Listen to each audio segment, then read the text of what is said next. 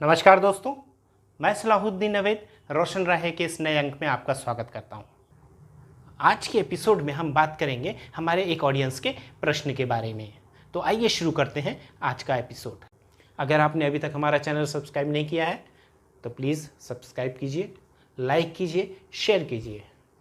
हमारे हर नए एपिसोड का नोटिफिकेशन पाने के लिए बेल आइकॉन को ऑल पे प्रेस कीजिए और इस वीडियो को शेयर कीजिए ताकि हम हर उस फैमिली तक पहुंच सके जिसको हमारी ज़रूरत हो सके। एके जी पूछते हैं, मेरा बच्चा 4 साल का हो गया, ओटी थेरेपी स्पीच थेरेपी में रोता रहता है, क्या करूं?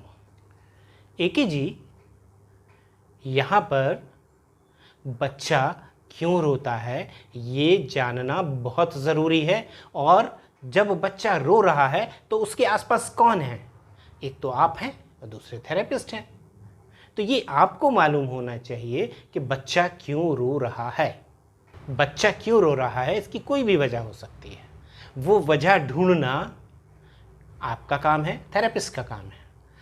उस वातावरण में बच्चे को क्या तकलीफ है या क्या नहीं हो रहा है, क्या ऐसा है जो उसको रोने पे मजबूर कर रहा है, वो रोना उसका सच्चा है या झूठा है। कई बार बच्चे सिर्फ थेरेपी ना कराने के लिए रोते हैं, तो वो झूठा रोना उसको किस तरह से नुकसान पहुंचाता है ये वो नहीं जानता। ये आप समझ सकते हैं, थेरेपिस्ट समझते हैं। तो आपको पहले तो उसके रोने में डिफरेंस करना सीखना होगा कि क्या वो वाकई में रो रहा है या झूठा रो रहा है, सिर्फ बचने के लिए रो रहा है। दूसरा, अगर वाकई में रो रहा है तो आपके थेरेपिस्ट को उस पर सोचना चाहिए कि क्या करे कि जिससे वो खुशी खुशी या धीरे धीरे उसको एक्सेप्ट कर ले। ये थेरेपिस्ट के स्किल पे डिपेंड करता है कि बच्चा कम से कम रोए। बच्चे रोते हैं, ये सामान्य प्रक्रिया है। क्यों? क्योंकि उनकी जो लिमिटेशंस हैं वो टूटती हैं, उनकी जो वर्जनाएँ हैं या उनकी जो सोच है वो टूटती है, तो उसकी वजह से वो रोते हैं। और ये सामान्य प्रक्रिया है, सारे बच्चे रोते हैं। बहुत कम बच्चे होते हैं जो इजीली एक्सेप्ट करते हैं वातावरण को और सीखते चले जाते हैं। लेकिन इसमें पेरेंटिंग का भी उतना ही रोल होता है कि बच्चे को कैसे मेंटली प्रिपेयर किया जाए थेरेपीज के लिए, आगे आने वाली चीज़ों के लिए। और इसमें आपकी मदद करती है parental training programme. Parental training programme आपको 3 तरीके से मदद करता है। एक, बच्चे के साथ क्या करना चाहिए, क्या नहीं करना चाहिए, आपको ये समझाता है। दूसरा, आपको आपके बच्चे के बारे में बेस्ट नॉलेज देता है कि आपका बच्चा क्या है, कैसा है, क्यों है, किस चीज़ से उसको फ़ायदा होगा और किस चीज़ से उसको नुकसान होगा। यहाँ पर एक सामान्य गलती होती है कि हम बच्चे के रोने से बचने के लिए उसका नुकसान होने देते हैं, जबकि हम ये जानते हैं या कई बार नहीं जानते हैं कि इससे बच्चे को नुकसान है। कई बार हम जानते हैं, बहुत सारे पेरेंट्स जानते हैं कि इससे बच्चे को नुकसान है, पर वो रोना नहीं देख पाते हैं और बच्चे का नुकसान होने देते हैं। अब इस कंडीशन में कोई थेरेपी, कोई ट्रीटमेंट, कोई एक्सपर्ट मदद नहीं कर सकता सिवाय पेरेंट्स के, सिवाय माता पिता के और कोई मदद नहीं कर सकता। क्यों?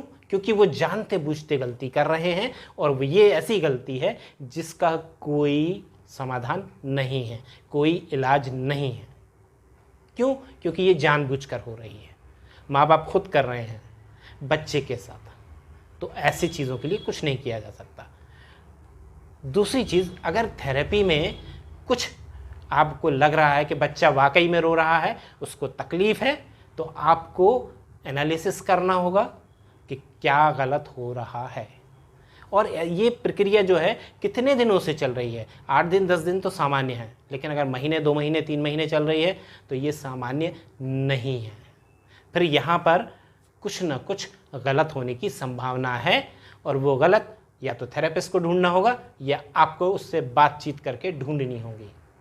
यहाँ पर मैं इतनी दूर बैठकर आपकी कोई मदद नहीं कर सकता जब तक कि मैं उस एनवायरनमेंट का एनालिसिस ना कर लूँ। तो माफ़ करना, इस तरह के सवाल सिर्फ आपको गाइडेंस के लिए ही मैं जवाब दे सकता हूँ। मेहनत आपको ही करनी होगी, आपको ही ढूंढना होगा, आपको ही समाधान करना होगा, आपको ही सॉल्यूशन करना होगा। उम्मीद है आपको आपके सवाल का जवाब मिल गया। अगर आपने अभी तक हमारा चैनल सब्सक्राइब नहीं किया है तो प्लीज़ सब्सक्राइब कीजिए, लाइक कीजिए, शेयर कीजिए। हमारे हर नए एपिसोड का नोटिफिकेशन पाने के लिए बेल आइकन को ऑल पे प्रेस कीजिए। इस वीडियो को शेयर कीजिए ताकि हम हर उस फैमिली तक पहुंच सके जिसको हमारी ज़रूरत हो सकती है। तो दोस्तों, आप देखते रहिए रोशन राहें और मुझे दीजिए इजाज़त। नमस्कार, जय हिंद।